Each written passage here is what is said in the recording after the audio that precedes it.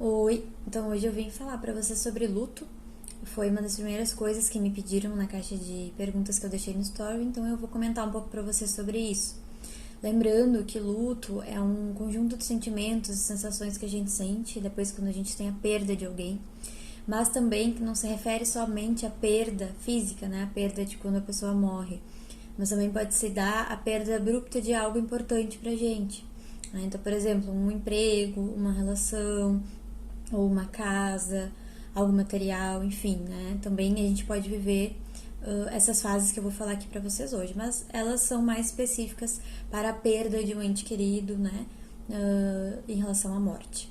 Então, a primeira fase do luto é a fase da negação, quando recentemente, quando a gente perde a pessoa, a gente nega que aquilo esteja acontecendo. A gente fala, não, mas isso não pode ser verdade, a gente não quer acreditar naquilo.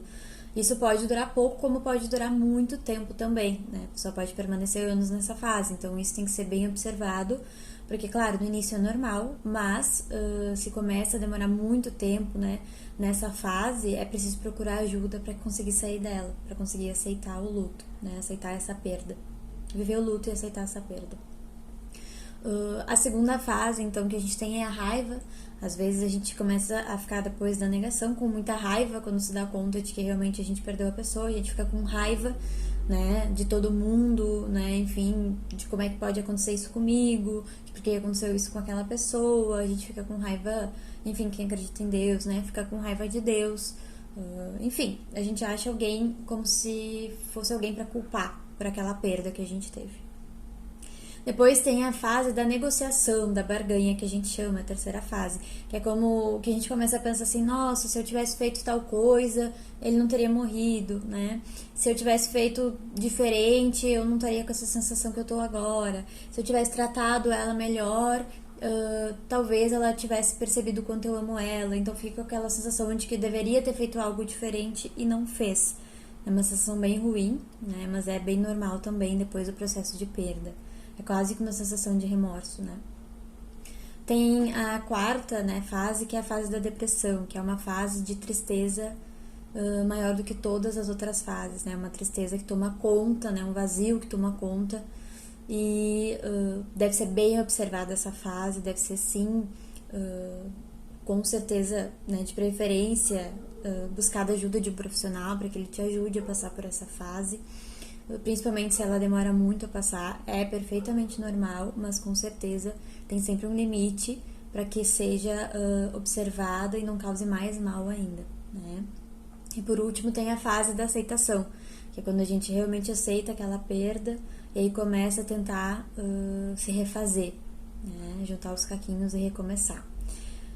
Nem todo mundo passa por todas essas fases, tá? E nem necessariamente nessa ordem. Pode ser ordens diversas e podem ser fases, uma, duas fases, ou nenhuma, ou todas, né?